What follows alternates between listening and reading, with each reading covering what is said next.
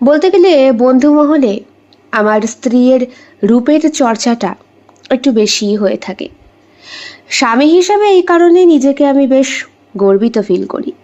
আমার কাছে শর্মিষ্ঠার রূপ লাবণ্যটা অনেকটা কুয়াশার কুহেলির মতো। ভালোবেসে আমি ওকে কুহেলিই বলি।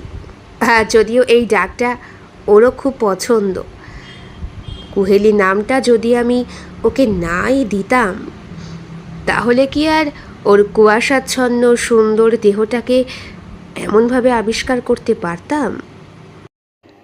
এই তো লাবণ্য প্রভা, আমার খুব কাছের বন্ধু বিজয়ের বিবাহিতা স্ত্রী।